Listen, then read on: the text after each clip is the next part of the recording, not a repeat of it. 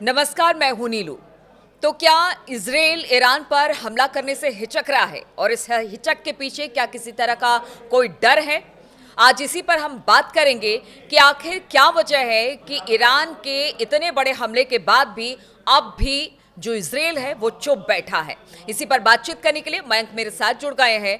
मयंक, लगातार यही बात हो रही है कि हमले तो हो रहे हैं हिजबुल्लाह पे, हमास पे, तमाम जगहों पर इजराइल की तरफ से, लेकिन ईरान के लिए किसी तरह से कोई स्ट्रेटेजी अब तक दिखाई नहीं दे रही है इजराइल की। ये जो हिचक है, ये जो चुप्पी है, ये जो हमला ना करने वाली स्ट्रेटेजी है, इसको आप किस तरह से देखते हैं? देखिए, एक बात तो साफ है कि ईरान ना तो लेबनान है और ईरान ना गाज़ा है।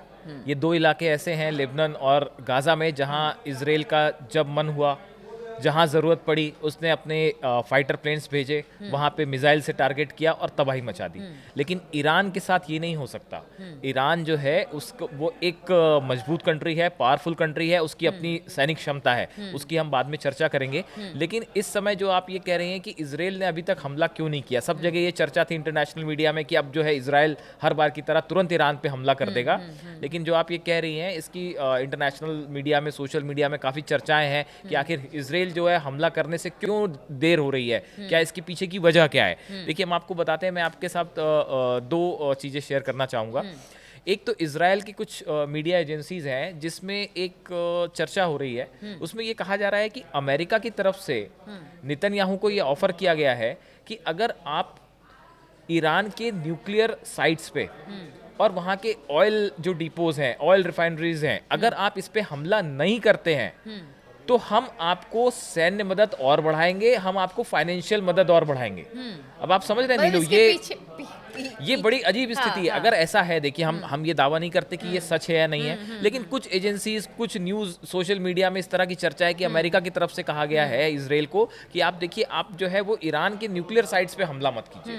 तो अमेरिका तो, बाइडन पहले ही कह चुके हैं, बाइडन तो सार्वजनिक रूप से बयान दे चुके हैं कि अग्रेशन को देखते हुए कि कहीं ऐसा ना हो कि इजराइल जिस तरह से ताबड़तोड़ हमले कर रहा है और अमेरिका की बात नहीं सुन रहा है, कहीं इसी को लेकर कोई बड़ी गलती ना कर दे। बिल्कुल, हाँ, मैं इसी पे आ रहा हूँ। देखिए, हाँ, जैसे होता है ना कि स्कूल में आप किसी बच्चे को आप स्कूल भेज रहे हैं और कह रहे हैं कि भाई स्कूल में जाके देखो ना, देखो आप किसी के साथ मारपीट मत करना, अगर आप अच्छे से रहोगे तो हम आपको चॉकलेट देंगे, टॉफी देंगे।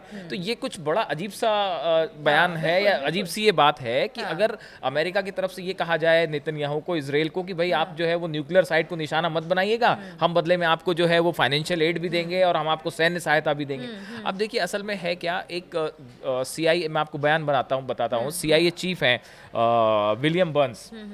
इनके जो चीफ हैं, इनका एक बयान आया है, इन्होंने कहा है कि इस पूरे इलाके में किसी भी तरह की मिसअंडरस्टैंडिंग या मिसकैलकुलेशन जो है एक बहुत गंभीर बड़े युद्ध को खड़ा कर सकती है। अब ये जो मिसकैलकुलेशन और मिसअंडरस्टैंडिंग की बात कर रहे हैं विलियम बर्न्स, ये न्यूक्लियर देखिए, इस समय जो सबसे बड़ा सवाल है वो क्या इजराइल को ईरान के न्यूक्लियर साइट्स पे हमला करना चाहिए या वो हमला करेगा या नहीं करेगा। तो जो बाइडन और अमेरिका इस बात को अच्छी तरह से जानता है कि अगर ईरान के न्यूक्लियर साइट्स पे हमला होता है तो उसका परिणाम भयंकर युद्ध होगा। वो ऐसा कोई आसान छोटा युद्ध नहीं होगा लेबनान की तरह की, जो है बस आपने स्ट्राइक कर दी और बात खत्म हो गई। उसके बाद जो परिणाम होंगे वो भयंकर होंगे।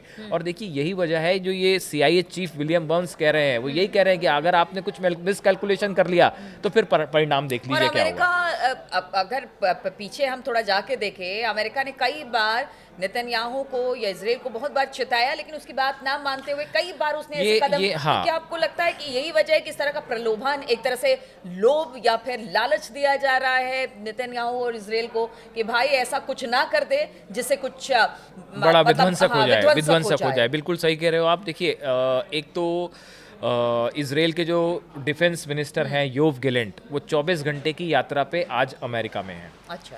वो 24 घंटे के लिए अर्जेंट यात्रा पे अमेरिका गए हैं और वो वहाँ पे US डिफेंस सेक्रेटरी जो है, रक्षा मंत्री हैं लॉयड ऑस्टिन, इनसे उनकी मुलाकात होगी। तो आप ये मान के चलिए कि अगले 24 घंटे में ये बात तय हो जाएगा कि इजराइल क्या करने वाला है। और ये कहा जा रहा है ऐसा, देखिए पेंटागन के जो अधिकारी हैं वो भी इस बात को लेके हैरानी जता रहे हैं। उनका भी कहना ऐसा है कि क्या अमेरिका की अनुमति परमिशन लिए बिना इजराइल क्या ईरान के न्यूक्लियर साइट्स पे हमला कर देगा या फिर वहाँ के ऑयल रिफाइनरीज पे हमला कर देगा। मुश्किल है, बहुत मुश्किल है। मतलब ये अमेरिका की परमिशन के बिना इतनी बड़ी हरकत करना, इतना बड़ा अटैक करना इजराइल के लिए, सबसे बड़ा सपोर्टर तो अमेरिका ही है। तो इजराइल ये का। बहुत बड़ा खतरनाक होगा। देखिए अब उसकी वजह क्या है, बार बार अमेरिका इस चीज़ से जो कह रहा है कि आपको न्यूक्लियर साइट्स पे अटैक नहीं करना चाहिए या ऑयल रिफाइनरीज पे आप अटैक करते हैं। देखिए उसकी पीछे की वजह क्या है कि एक तो ईरान पे हमले का मतलब सिर्फ ये नहीं है कि वो ईरान तक ही मामला सीमित है। देखिए पीछे पुतिन भी खड़े हुए हैं और यहाँ तक की खबरें आ रही हैं कि ईरान और रूस ने मिलके एक अच्छी खासी वॉर ड्रिल भी शुरू कर दी है। अच्छा। और ऐसी खबरें भी हैं खुफिया एजेंसीज के द्वारा कि ईरान के कई फाइटर पायलट्स जो हैं वो इस समय रशिया में हैं, रूस में हैं और वहाँ पे एक प्रकार की वॉर प्रैक्टिस चल रही है। ईरान के पायलट्स को रशिया जो है वो ट्रेनिंग दे रहा है। यानी कि मयंक, अगर एक तरफ से अमेरिका पीछे खड़े होके इजराइल को सपोर्ट कर रहा है तो दूसरी तरफ भी खुलकर पुतिन कुछ नहीं कह रहे हैं, रूस भी कुछ नहीं कर रहा है, लेकिन सपोर्ट पूरी तरह से, क्योंकि जो न्यूक्लियर प्लान है इनका ईरान का, उस पर भी कहा जा रहा है कि बहुत मदद रूस ने किया है। बिल्कुल सही कह रहे हो आप। और देखिए अभी हमने पिछले अपने वीडियो में जो चर्चा की थी कि जो ईरान में अचानक से भूकंप आया था 4.5 रिक्टर स्केल पे, तो ये कहा जा रहा था, उसमें दो अनुमान चल रहे थे। एक तो ये कि ईरान ने न्यूक्लियर टेस्ट कर दिया और उस तरह से कई मीडिया में ये भी चर्चाएं अचानक से छिड़ गई थी कुछ घंटे के लिए कि कहीं ये इजराइल ने तो कहीं ईरान के किसी न्यूक्लियर साइट पर अटैक नहीं कर दिया। और इसको लेके अचानक से चर्चाएं चली, लेकिन फिर ईरान की तरफ से IRGC की तरफ से साफ किया गया कि ऐसा कोई हमला हम पे नहीं हुआ है। फिर उस चर्चाओं पे फिर जो है विराम लगा। तो देखिए कुल मिला के मामला ये है कि अगर किसी भी तरह का इजराइल अटैक करता है ईरान पे तो उसके बाद रूस का इसमें शामिल होना एकदम तय मानिए आप। ऐसा ये बिल्कुल। और दूसरी तरफ सिर्फ रूस ही नहीं, उसे नॉर्थ कोरिया जो है, किम जोंग है, वो भी तैयार बैठे हुए हैं। उन्होंने अभी परसों 4 दिन पहले धमकी दे दी है कि अगर साउथ कोरिया किसी तरह की हमारे खिलाफ किसी तरह का एग्रेशन करता है तो हम तो सीधा न्यूक्लियर हमला कर देंगे। तो उधर से किम जोंग जो है वो भी ईरान की मदद के लिए खड़े हैं, पुतिन तो साथ में खड़े ही हैं और चीन भी आप जान ही रहे हैं। मतलब यही हुआ कि अगर ईरान न्यूक्लियर से बिल्कुल पावर से अगर कह सकते हैं स्ट्रेंथेबल हो जाता है तो इसका बहुत फायदा ईरान को पहुंचे। हाँ, उसके बाद ये है कि देखिए अगर कोई भी कंट्री खुद को अगर न्यूक्लियर पावर घोषित कर देती है या उसके पास न्यूक्लियर बॉम्ब आ जाता है, उसके बाद जो है फिर वो वहाँ उससे वो एक प्रकार का डिटरेंट हो जाता है। उसके बाद फिर उस पर हमला करना आसान नहीं है। हाँ, मतलब उसके बाद फिर आपको बहुत कैलकुलेशन, इसी की बात जो CIA चीफ कह रहे हैं वो यही कह रहे हैं बार बार कि अगर आपने जरा सा भी मिस कैलकुलेशन किया तो ये बड़े युद्ध की शुरुआत हो सकती है। अच्छा, एक चीज़ और जो है यहाँ पे थोड़ा सा जिक्र करना ज़रूरी है कि अगर हम इजराइल और ईरान की जो आपने शुरू में कहा था, अगर अब इनकी सैन्य क्षमताओं की तुलना करें तो देखिए अगर हम सैनिकों की ग्राउंड फोर्सेस की बात करें तो इजराइल के पास 6,70,000 जो है वो फोर्सेस हैं और ईरान के पास 11,80,000 है जो ग्राउंड फोर्सेस है। देखिए अगर पर सबसे ज्यादा मतलब कहते हैं कि जो उनके पास फोर्सेस हैं IRGC ग्राउंड पे हैं वो ज्यादा है ईरान के पास है। 6.5 लाख करीब इजराइल के पास है, ईरान के पास 11 लाख है। आप देखिए कि अच्छा एयरफोर्स के मामले में जो है वो 89,000 जो टोटल लोग हैं वहाँ पे फाइटर्स हैं वो 89,000 हैं और ईरान के पास वो 42,000 है। तो जब एयर वॉर की स्ट्राइक्स की बात होती है तो वहाँ पे थोड़े में ज़्यादा डिफरेंस है। उसी तरह थल सैनिकों की अगर बात होए, टोटल हमने सैनिक बताया, अगर थल सैनिकों की बात होए तो 5,26,000 सैनिक जो हैं वो इजराइल के पास हैं और करीब 3.5 लाख जो हैं ईरान के पास है। नौसैनिकों की बात हो तो 19,500 जो है वो नौसैनिक जो है वो इजराइल के पास है और 18,500 जो है वो ईरान के पास है। वैसी लड़ाकू विमानों की बात हो तो 241 फाइटर प्लेन्स जो हैं वो इजराइल के पास हैं, 186 ईरान के पास है। ट्रांसपोर्ट विमान जो है वो 12 इजराइल के पास है, 86 ईरान के पास है। हेलीकॉप्टर्स 146 इजराइल के पास है, 129 जो है वो ईरान के पास है। अगर टैंक्स की बात हो तो 1370 टैंक्स इजराइल के पास है और 1900 से ज़्यादा टैंक्स ईरान के पास है। देखिए हम कहना ये चाह रहे हैं कि ये जो आंकड़ा हमने एक बताया, बताने का पीछे का मकसद ये है कि लेबनान में जो स्थिति है, आप देखिए लेबनान में इजराइल लगातार हर रात बमबारी हो रही है, पूरे बेरूत में स्ट्राइक हो रही है, दक्षिणी लेबनान में बम बरसाए जा रहे हैं।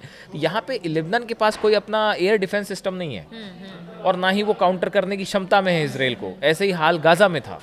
लेकिन जब ईरान से अगर युद्ध होगा तो ऐसा बताया जाता है कि रूस ने, हमने जिसकी पहले चर्चा की थी कि रूस ने अपना एक और देखिए, मजबूत ईरान को एयर डिफेंस हमेशा सिस्टम से- ईरान को दे रखा है। बिल्कुल, और ईरान अपने आप में बहुत सक्षम है बहुत सारी चीज़ों में।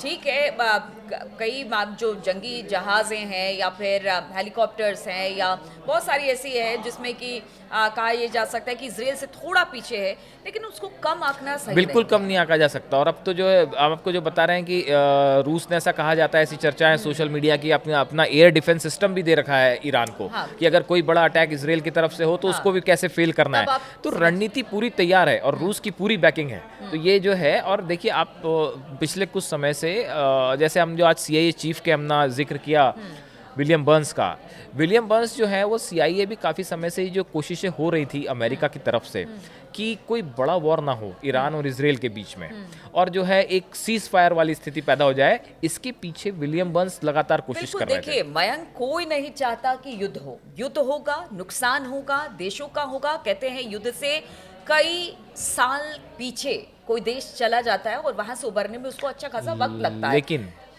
लेकिन फिर भी स्थितियां उस तरीके की हैं, लेकिन सवाल हाँ, यह है कि नेतन्याहू तो बदला लेना चाहते हैं। हाँ, इसराइल जो है वो, वहाँ की सेना कह रही है, IDF के चीफ कह रहे हैं कि जगह भी हम तय करेंगे, वक्त भी हम तय करेंगे। नेतन्याहू के ऊपर भी बड़ा एक दबाव है। देखिए ईरान की तरफ से 180 बैलिस्टिक मिसाइल फायर हुई जो इसराइल पे गिरी हैं। कई आयरन डोम ने उसको ख़त्म भी किया, लेकिन बहुत सारी मिसाइल्स गिरी भी हैं जिसमें बहुत तबाही की तस्वीरें भी अच्छा, सामने एक आई। बात और, अब तक जो उनके बंधक थे उनका अब तक कुछ पता नहीं चल पाया। वो इतना तो- विध्वंस हुआ है, हाँ। चाहे वो गजा में हो या फिर लेबनान में हो। वो लेकिन तो ऐसा लगता है कि आप सही कह रहे हो, वो तो ऐसा लगता है कि मुद्दा उसको पीछे लेकर छूट गया। प्रदर्शन बहुत हाँ, वो हाँ। मुद्दा पीछे छूट गया। हाँ। जो बंधक थे छुड़ाने वाली बात थी वो अब पीछे छूट गई है। और अभी ये उस बरसी के समय हमने देखा कि इसराइल के लोग इजराइल किस में तरह से प्रदर्शन हाथों हुआ, में पोस्टर बिल्कुल लेकर इजरा- प्रदर्शन हाँ, किया। इजराइल में और प्रदर्शन बार-बार हुआ। ये पूछ रहे हैं कि आखिर उसका क्या हुआ। जो बंधक अब भी जो हमास के पास है उनका कुछ पता नहीं चल देखिए पाया। ऐसा लगता है कि ये जो बंधक वाली सिचुएशन है ये तो एक तरफ छूट गई है गजा से, अब ये लेबनान वाला फ्रंट खुला हुआ है, यहाँ पे लड़ाई चल रही है। और उसके बाद अब ये ईरान, एक जो नई चीज़ सामने खड़ी है कि ईरान को कैसे जवाब देना हाँ, है। तो बिल्कुल। ये ऐसा एक बताया जाता है कि एक मीटिंग हुई है जिसमें नेतन्याहू थे, योव गैलेंट थे, उनके पूरे IDF के चीफ और जितने अधिकारी थे, और उसमें एक प्लान तैयार किया गया है। देखिए जो ये भीतर खाने की बातें हैं, जैसे जो सोशल मीडिया में चर्चा में आती हैं या जो अखबारों में किस तरह से, हाँ, हाँ, तमाम तो मीडिया ऐसा एजेंसीज ऐसा में। स्पेकुलेशन है कि इसराइल की तरफ से शायद अब ईरान के न्यूक्लियर ठिकानों पे हमला ना हो,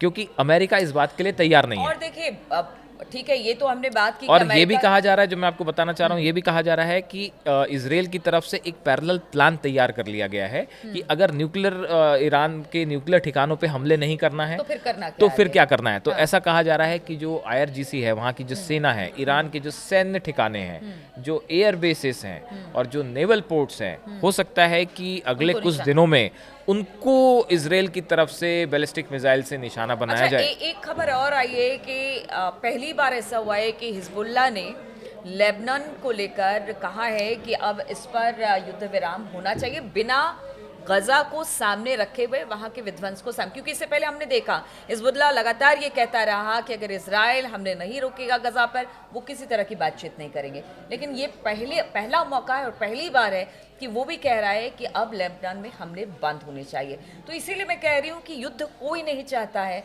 क्योंकि यहाँ से युद्ध और ज़्यादा कह सकते हैं भयंकर हो सकता है, और ज्यादा नुकसानदायक हो सकता है। इसलिए इस तरह का कदम क्या हम मानें? देखिए लेबनान के जो प्रधानमंत्री हैं उनकी तरफ से भी ये अपील की गई थी कि फौरन जो है सीज फायर यहाँ होना चाहिए। UN चीफ भी कह रहे हैं कि सीज फायर होना चाहिए। उसकी वजह है कि पूरे साउथ लेबनान में और बेरूत में बहुत ज़बरदस्त जो है तबाही हुई है। लाखों लोग बेघर हो गए हैं, जो कि यहाँ से घर छोड़ने के लिए मजबूर हैं। बहुत बड़ी संख्या में यहाँ पे मौत हो रही है, बच्चे परेशान हैं, है ना, महिलाएं जो है इसका शिकार हो रहे हैं। तो देखिए चाहे बात इसराइल की हो चाहे लेबनान की है, जब भी कोई युद्ध होता है तो दोनों तरफ ही बड़ा भीषण नुकसान होता है। तो ये बात तो बिल्कुल सही है कि सीज फायर फौरन होना चाहिए, रोकने की कोशिश होनी चाहिए। लेकिन दोनों हाथ से ताली तभी बजती है जब दोनों हाथ ताली बिल्कुल, बजाएं, बिल्कुल, है ना। ऐसा नहीं हो सकता कि आप एक तरफ जो है वो हथियार शांति की भी, बात, हाँ, हाँ। एक तरफ शांति की बात भी होती रहे हाँ, और दूसरी तरफ हमले भी जारी रहें और जो हथियार भी प्रोवाइड किए जाते रहें। बिल्कुल। तो अब ये स्थिति जो है वो ऐसी है कि देखिए, खामेनेई का जो अभी पिछला संदेश उन्होंने दिया, जो उन्होंने नमाज अदा करवाई, उनके हाथ में जो गन थी उसमें वो मैसेज साफ था इसराइल को, पूरी दुनिया को उन्होंने जो मैसेज देना था वो दे दिया। पुतिन खामेनेई के साथ खड़े हैं, मजबूती के साथ खड़े हैं, ये बात अमेरिका भी समझ रहा है, ये बात इजराइल भी समझ रहा है।